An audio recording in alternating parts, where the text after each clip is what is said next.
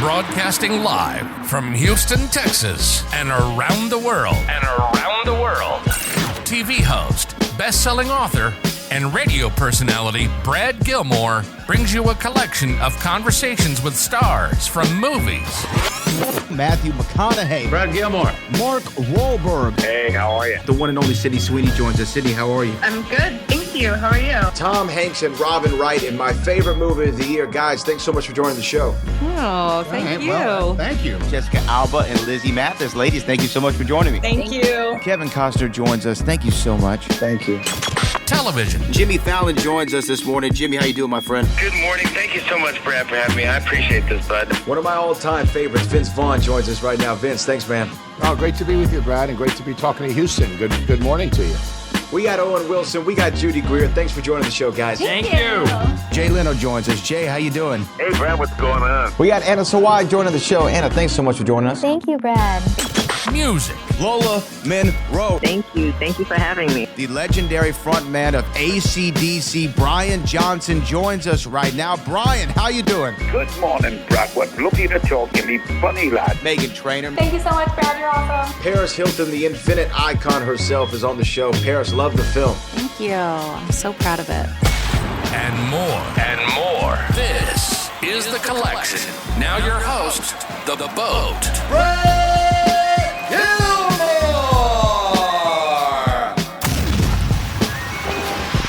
Hey, you're inside the Hall of Fame countdown to SummerSlam on ESPN Radio, ESPN app, and Sirius XM Channel 80, presented by Progressive Insurance. But we got a very, very special guest in the house, Sean Bradley. I'm going to let you do the honors, man. Well, you know him. You know what? Us wrestling fans, we know him as the host of Cheap Heat, and you can see him all over WWE SummerSlam coverage, and he's giving us a little bit of time before his day gets too busy. He is the incomparable Peter Rosenberg. Rosenberg, how's it going, brother? Oh, man. Shucky, ducky, quack, quack. We got Booker T. Booker T is on the radio calling matches. It is a moment in time. What a moment that is, right? We talked about it, Pete. He's going from main eventing SummerSlam 25 years ago with The Rock. Now he's going to be calling SummerSlam on WWE Radio. Look at that full circle, right? This man, there's no limit, there's no bound to what this man is capable of. You thought, I had Vic Joseph calling a Cheap Heat last week, and we were talking about what Book does on TV. On the CW. Can you imagine, now that he's on Sirius XM, anything could really be said during the broadcast. Like, it's all on the table. I can curse now, right? I think you can. I think you're good.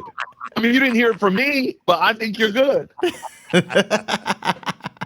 Well, you know what? Look, I know that he's got his playbook ready. All the bookisms have been written out. He's gone back in the archives. He's dug up some old stuff. People are going to be in for a treat, Book. I know. Look, I can see the smile on your face, Book. You cannot wait to do this. I am excited about this, man. Me and Vic, we got a chance to do something special.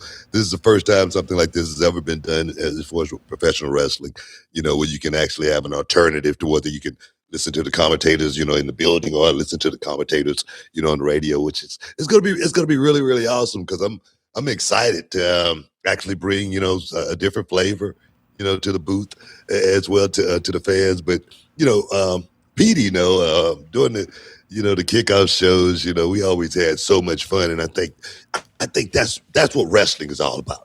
Petey, you can, agree or disagree with me, but I think if wrestling fans are having fun and they're being entertained and they're being educated at the same time, all of it falls under that same umbrella. What do you think, Petey? Yeah, no, this is what it's all about. Like we love getting to be on site and bring these events to people, however we bring them to them.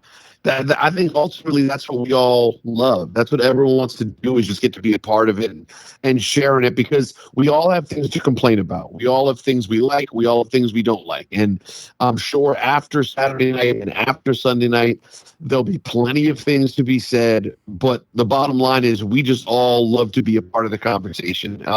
And this this SummerSlam has been interesting because a few weeks ago, you didn't necessarily know exactly where a lot of the card was going. And, people can have their complaints as they always do. But by the time you get to today, you look at both nights and go, damn, there are a lot of compelling matchups here. That we are in store for a lot of fun stuff both nights. Oh, yeah, night one and night two. Like, you're right, Peter, because a couple weeks ago, I remember Book and I were talking like, man, well, I think we only have like 3 or 4 matches that we know are going to happen. And then, bam, they fill this card up. And one of the things we want to talk about, especially going down tonight, I know that you're a long time, I wouldn't go as far as to say the word stan, but I would say an ultimate fan of the Bella Twins. And we're seeing Nikki and Brie back in action. I think that you and Book have some sort of thing with the Bellas going back to didn't you wear Nikki Bella socks? Did that happen? Is that what I remember? Yeah. That was my first day working at WWE when Booker, we could probably pull up the footage of what look era Book was in at that time. And Book said, he goes, isn't your name's Peter? And I said, yeah. And he goes, well, I didn't know your name was Mark. and it took me a good 5 seconds to understand what the hell he was talking about. But don't ask me who told me it was a good idea to wear Nikki Bella socks on my first day. But listen, it popped Nikki. Okay, so have that going for me. But yeah, no. I'm very excited. Very excited to have Nikki back, and that, for example, I think the Brie Page story is one that you could kind of point to recently and say, has it really been getting enough attention? To have had these two legends back, particularly to have Page back, because Brie had been around for a minute, but to get Page back after all these years. We have so many different things going on that it didn't really feel like that was getting that much time. So I really like now that they've found a meaningful story here. And with the return of Nikki, I think this actually turns into out of nowhere. Like you mentioned, Brad, you don't know what there is. And now all of a sudden there's a really, really fun and compelling 6-woman tag match. Yeah, I'm right there with you. Now, Book. Man, you guys, man, I love nostalgia. I love nostalgia, just like everybody else. You know what I mean? But we talking about Nikki Bella and Brie Bella, and Paige. Yeah. What about their opponents? Fatal Influence on the rise, on the come up. What about Fatal Influence, the hottest trio that we've seen, and hottest faction that we've seen in quite some time, that was born out of NXT. What about them, Petey? How not give them a little bit of the rub? How about that? Listen, I'll say it right now. Fatal Influence, it is a very compelling faction, no question. JC Jane has, Book, you talk about that it factor where it's just kind of hard to put a finger on what makes someone just jump off the page. JC Jane has that in spades. There's no question. There were a lot of changes in NXT, as Book knows very well. I can't imagine how much catching up Vic had to do with Book, getting him to learn these new names. Everyone coming up from Evolve, people popping up every week because the NXT roster really spilled into SmackDown and Raw, and you never know how people are going to fare. But no question, those girls have made an impact, and now they have themselves a great spot at SummerSlam.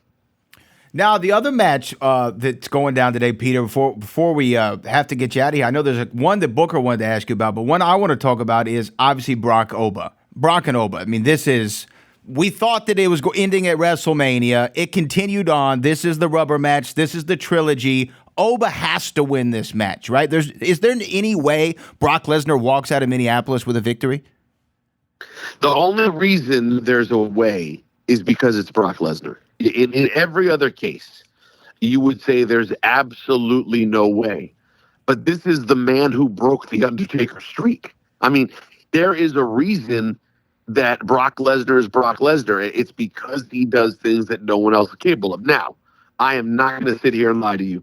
I would be utterly shocked. I think my jaw would be on the floor if Brock Lesnar pinned Oba Femi, 1, 2, 3. It's rare that you would ever say it could be an upset with Brock Lesnar, but given the situation, given the fact that I thought this thing was over at WrestleMania, I would be floored by that. But again, with Brock, you never, ever know.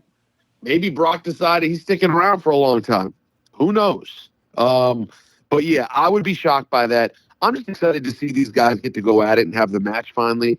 I don't know how you feel, Book, but like, there's been a lot heaped on to Oba Femi, man. Oba got a lot of segments, and I saw him at Fanatics Weekend, and I said, man, I can't believe how many promos this guy has been handed the mic with, 10, 12 minutes in prime time over and over and over again.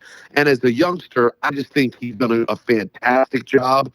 I'm excited for him, though, to now get to have this rubber match and really show people, what this guy is capable of in that match. And when you have a Hell in a Cell match, listen, we'll be the first to tell you, you had a stipulation like that's an expectation. That's a built-in expectation when you know that there's a cell match, that something special is supposed to happen. So I am excited to see how the kid responds. Boom. Hey, man, I always said Oba Femi is a generational talent. He could have worked in the 70s, 80s, 90s. Now here in the 2000s, he's doing his thing. He's finally getting a shot. Hey, man, we'll skip my question. We'll talk about that later. But I just want to thank you for stepping inside the Hall of Fame for a minute. Appreciate it. Listen, this is the only way I'm getting. It's the only way I'm getting to the Hall of Fame. Is this invite right here. Hey, man, ESPN Radio, ESPN app, and Sirius XM Channel 80. Hall of Fame countdown, y'all. Oh, yes.